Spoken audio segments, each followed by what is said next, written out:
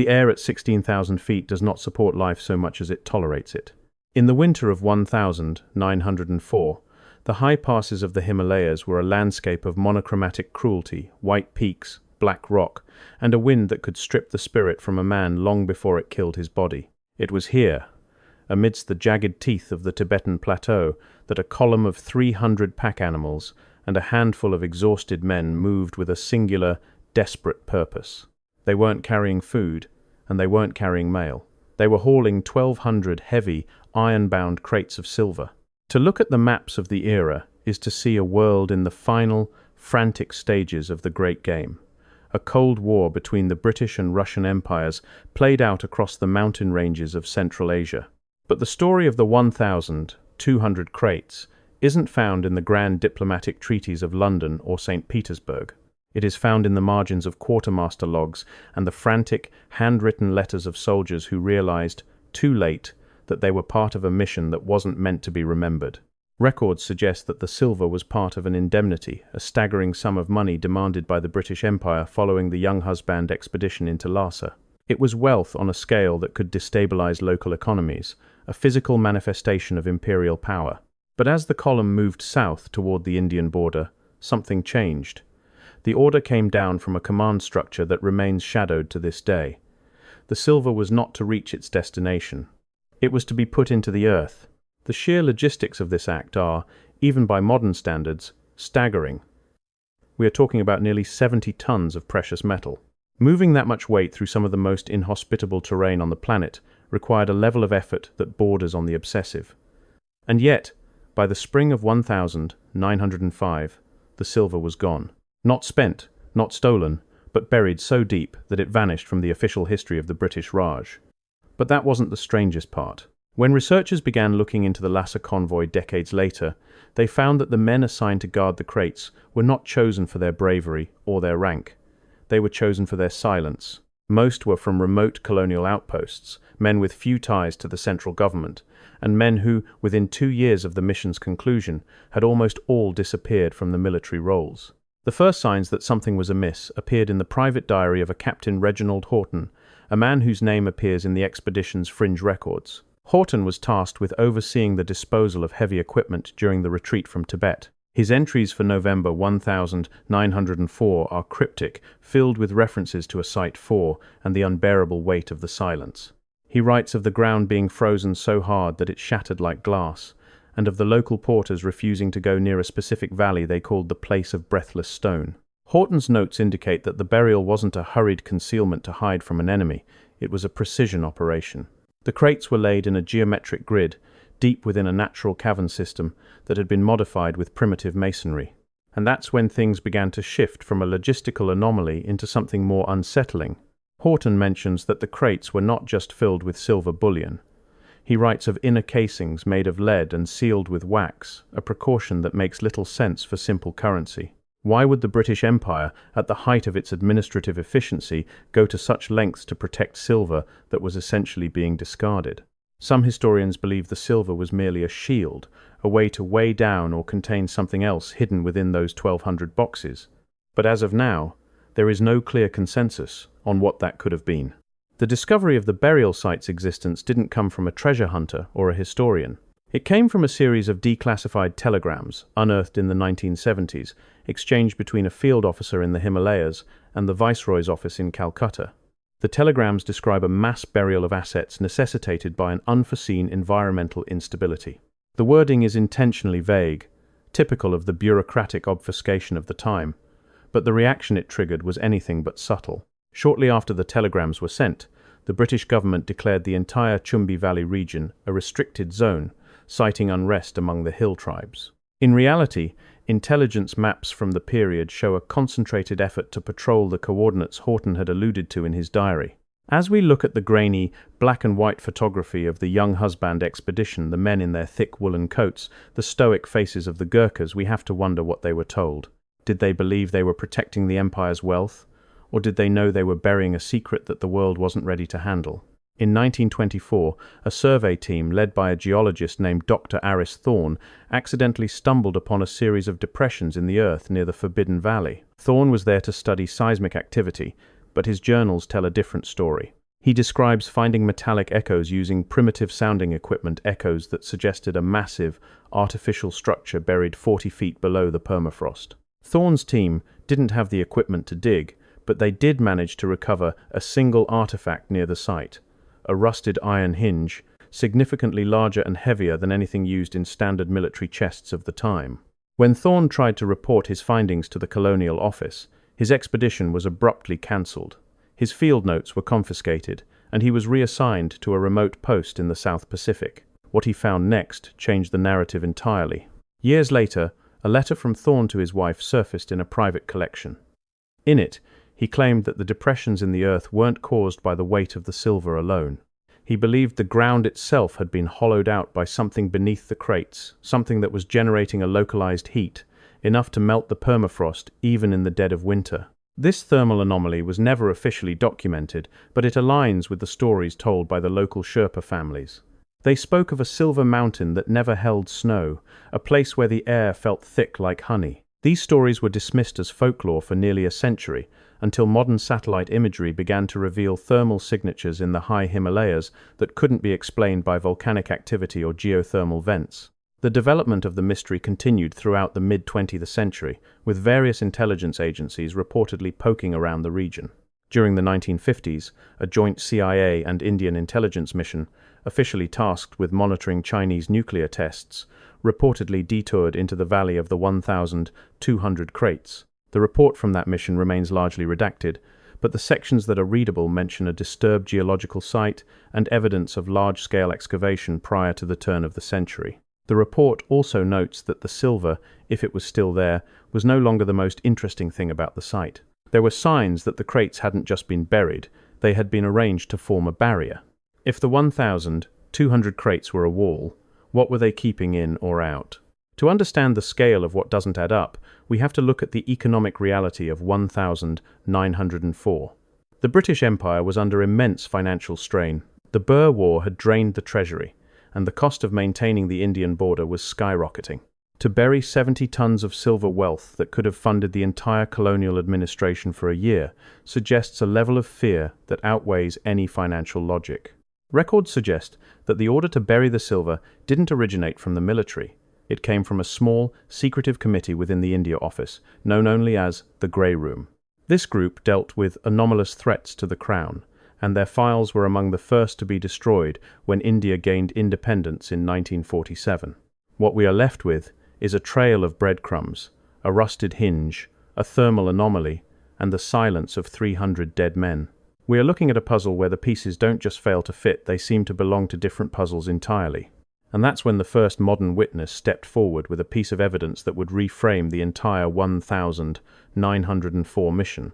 The witness was a retired brigadier in the Indian Army named K.S. Bakshi, who in the late 1980s had been stationed near the Nathu La Pass.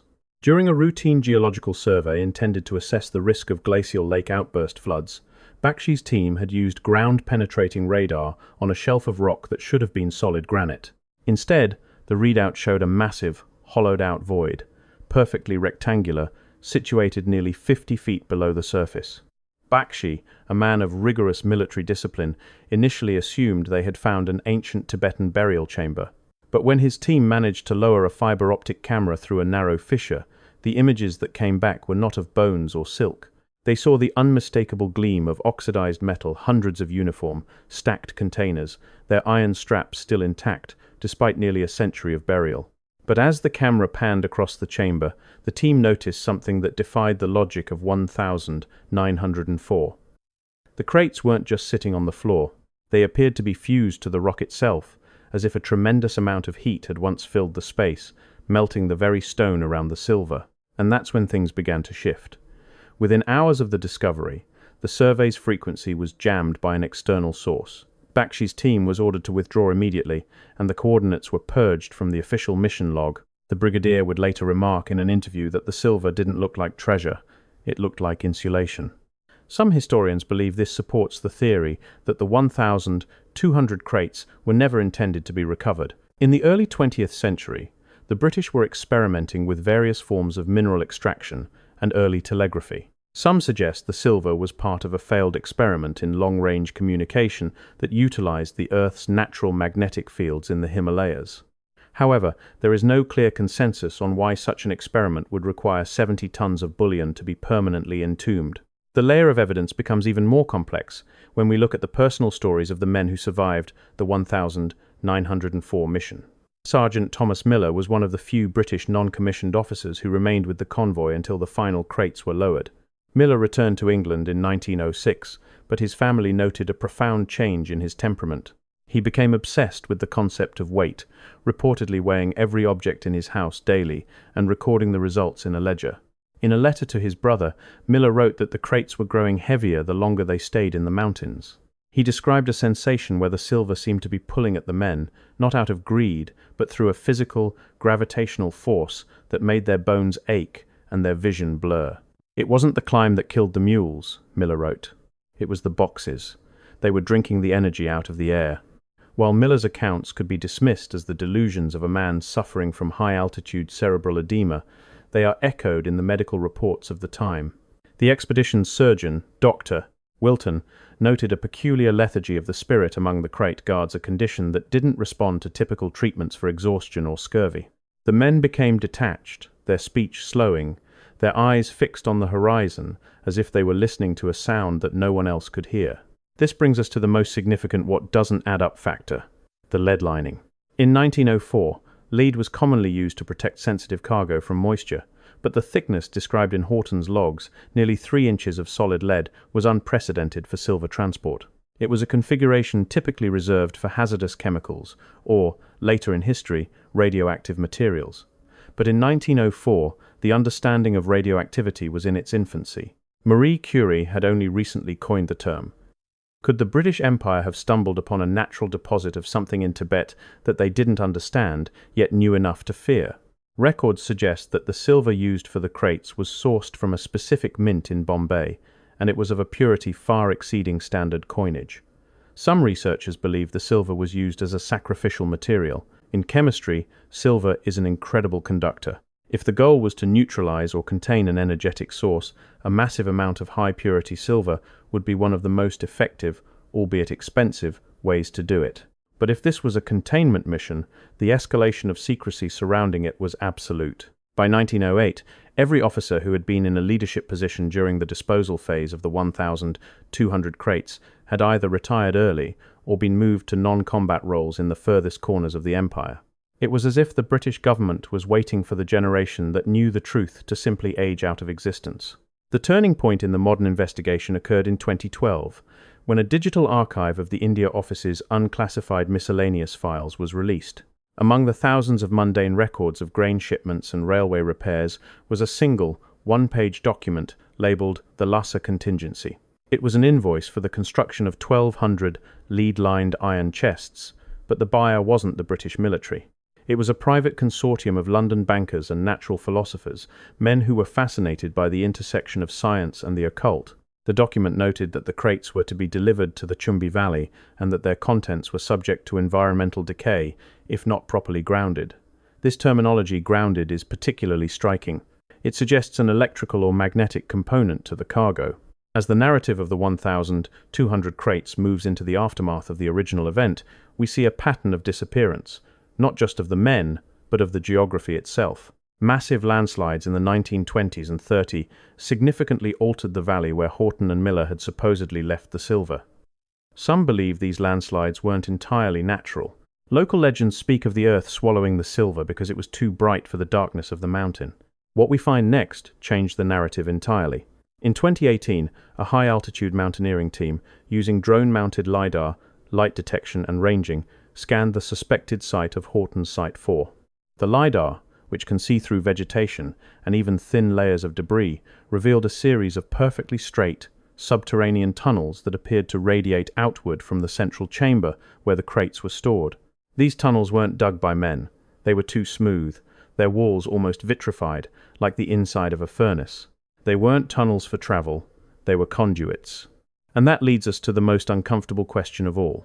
If the 1,200 crates were part of a conduit, what were they powering? Or, more accurately, what were they draining? The silver was buried at a point of extreme geological tension, where two tectonic plates are locked in a slow-motion collision. Some theorists suggest that the British, knowingly or not, had placed a massive electrical shun into one of the most energetically active spots on the planet. The collapse of the 1904 mission was as quiet as its inception. By the time the final crate was lowered into the Himalayan permafrost, the British Empire was already pivoting toward the mounting tensions in Europe. The men who had survived the grueling ascent were dispersed to distant corners of the world: Burma, South Africa, the West Indies, often with orders that barred them from ever serving together again. It was a classic administrative bleaching, a way to ensure that the collective memory of the 1,200 crates would be fragmented into 1,000 individual, disconnected pieces. But as the decades passed, the physical environment of the Chumbi Valley began to react to what had been placed within it. In the 1930s, local British residents in the Darjeeling district reported a series of silent tremors, seismic events that registered on needles but produced no sound and no visible damage to buildings. Some historians believe these were the result of the massive weight of the silver settling into the cavern system, while others point toward the conduit theory, suggesting that the silver was interacting with the tectonic stress of the Himalayan range. There is no clear consensus on why the British never returned to retrieve the silver. Even after the First World War, when the UK was buried in debt to the United States, the 70 tons of bullion remained in the earth. This is perhaps the most damning piece of evidence against the idea that the silver was merely hidden for safekeeping. If it were a reserve, it would have been tapped during the Empire's moments of greatest need. Instead, it was treated as if it no longer existed, or as if it had become something that could no longer be touched. Records suggest that a secret survey was commissioned by the Bank of England in 1946, just months before the British withdrawal from India. The survey's goal was to assess the viability of recovery for the Lhasa indemnity. The report, which was leaked in fragments during the 1990s, concluded that the site was chemically and thermally unstable. It noted that the iron straps of the crates had likely fused with the surrounding silver and stone, creating a singular, monolithic mass that could only be removed through large-scale mining operations that would be impossible to hide from the burgeoning Indian and Chinese governments. But that wasn't the strangest part of the 1946 report. It also mentioned that the acoustic signature of the valley had changed. Investigators reported that the wind blowing through the mountain passes now carried a faint, metallic resonance, a hum that seemed to emanate from the ground itself. They described it as the sound of a great bell that has been struck and never allowed to stop vibrating. As the British left and the geopolitics of the Cold War took hold, the mystery of the 1,200 crates entered its most shadowed phase. During the 1962 Sino-Indian War, the Chumbi Valley became a high-stakes front line. Military records from both sides mention unexplained equipment failures in the vicinity of the old 1904 route. Radios would fail, vehicle batteries would drain in minutes, and soldiers reported a persistent, gnawing sense of nausea that vanished as soon as they moved 5 miles away from the Silver Mountain. Some modern physicists who have studied the fragmented data suggest a grounded, albeit speculative, explanation. Silver is the most conductive element on the periodic table. If 1,200 crates of high-purity silver were placed in a high-pressure, geologically active environment, they could theoretically act as a massive earthing point for the Earth's natural telluric currents. In essence, the British may have accidentally created a 70-ton lightning rod buried deep in the crust, a battery that was constantly charging but never discharging.